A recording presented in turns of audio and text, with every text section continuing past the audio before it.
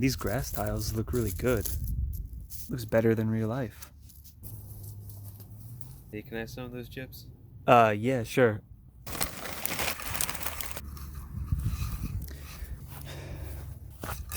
Oh God.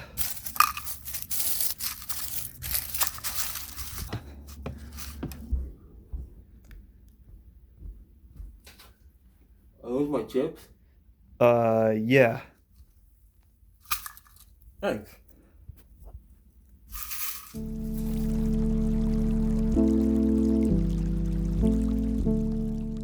Hello and welcome back to Soulveyor Devlog number 5. Soulveyor is my multiplayer deck building 2D RPG. Well, it's actually 3D, but it's 2D as far as the user is concerned, but it's actually 3D. But it's just 2D, but it's an RPG. So this week I wanted to work on improving my grass tiles for the game, which might seem small or simple because it's just a 16 by 16 tile for the most part, but it's one of the most, if not the most important tiles in a game. If your game's outdoors, it might be grass. If it's indoors, it might be your stone tile. But the point is, almost all games have some sort of main tile.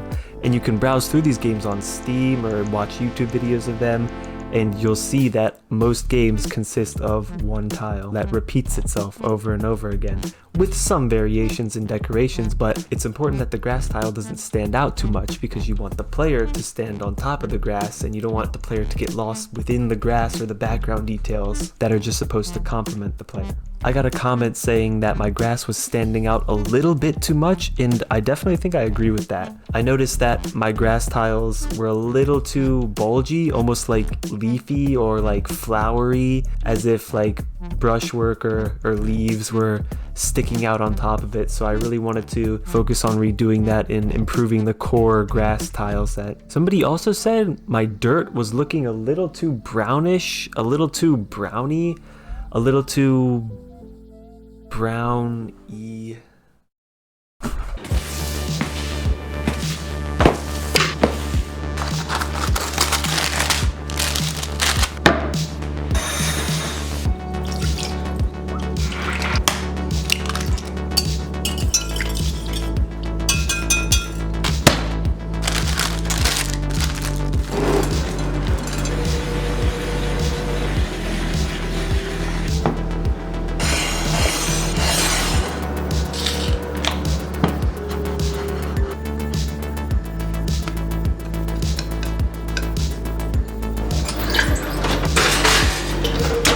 Brownies are in the oven.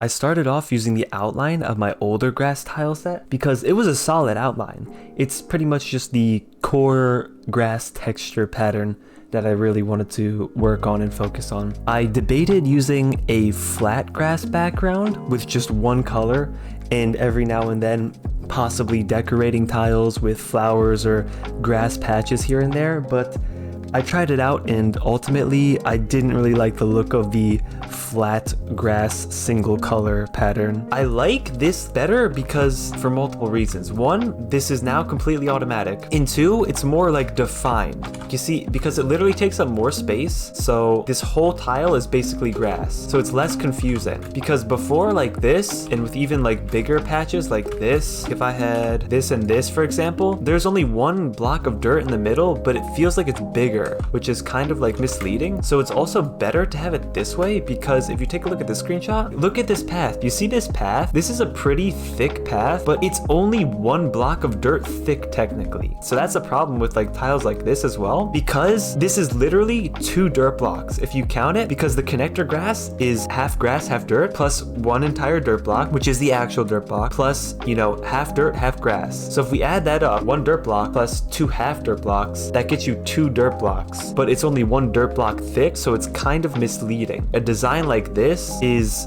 definitely misleading, and you even see it here too. Even this is misleading as well, because it looks like there's a block of dirt here, but really in front of the door there's no block of dirt at all, because it's just 2 grass blocks, but the half grass blocks are also half dirt, so it adds up for a whole dirt block, but there's not actually dirt there. So that's why something like this is more accurate, and it auto tiles as well. That's even better. Oh my god. So I tried some more noisy patterns as well, some with like really subtle details in the background, but still it just felt too messy overall. And one of the most important things that I needed to make sure of was that the grass tile that I was making had to support complete auto tiling. Because there is random generation in Soulveyor, I need to be able to place grass patches anywhere I want in any combination, and it needs to auto tile properly. So that's something I wanted to take care of as well with redoing the grass tiles, because with my old grass tile set, it was pretty much only good for manual areas, and if I were using it for those random generated areas, I could only use one grass tile across the whole area, and I couldn't have grass patches because those previous grass tiles did not support auto tiling.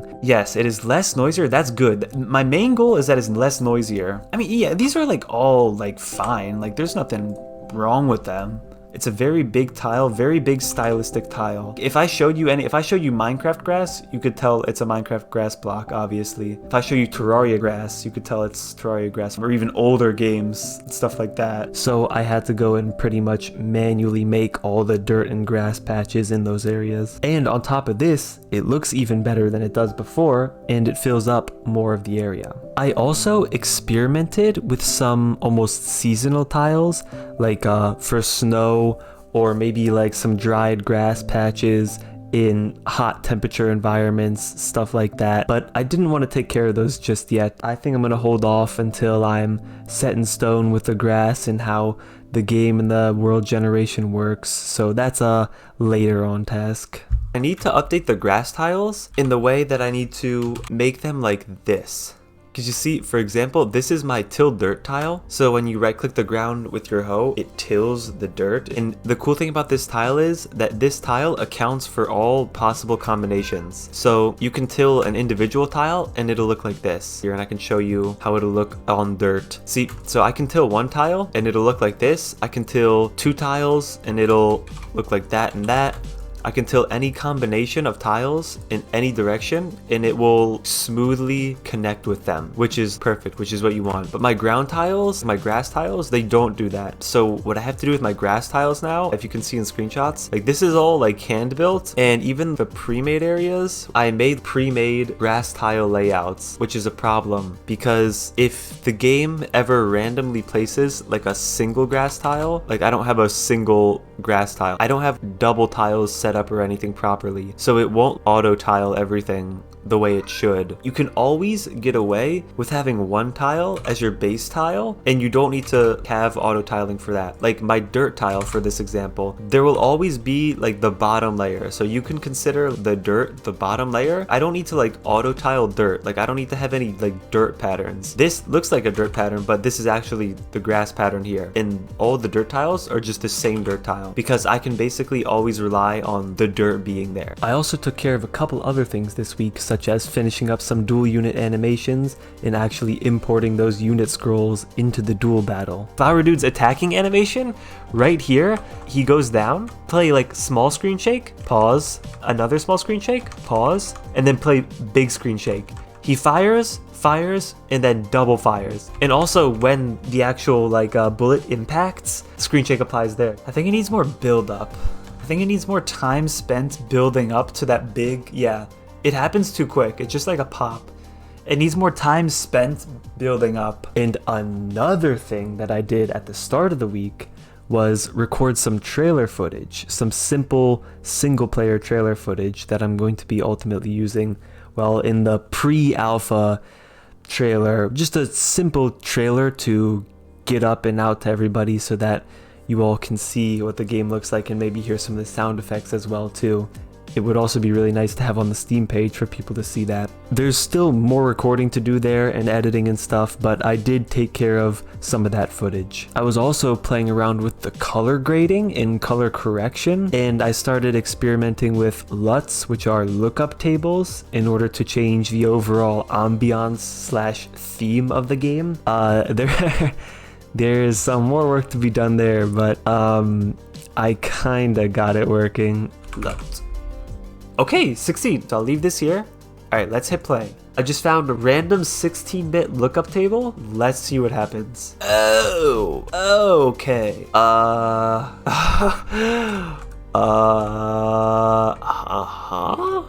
Okay, we're getting somewhere. It's not where we want to go, but we're getting somewhere. I'm definitely going to be taking advantage of some color correction in the future to help the lighting look really nice in certain environments or certain events or areas of the game. And I started working on something really cool for next week, which I can't wait to show off. It's going to look so good when it's done. It has something to do with my lighting and depth system.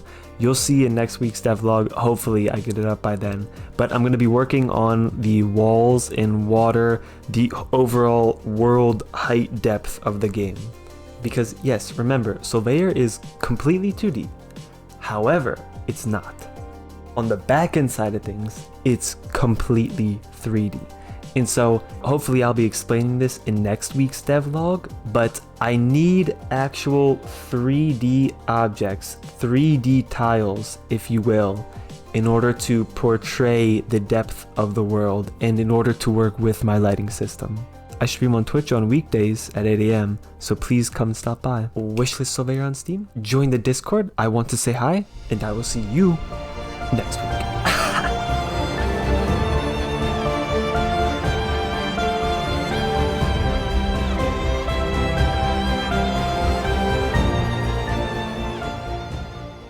But it's 2D. It's 2D, but it's actually 3D. It's... Oh my goodness. Top down, multiplayer.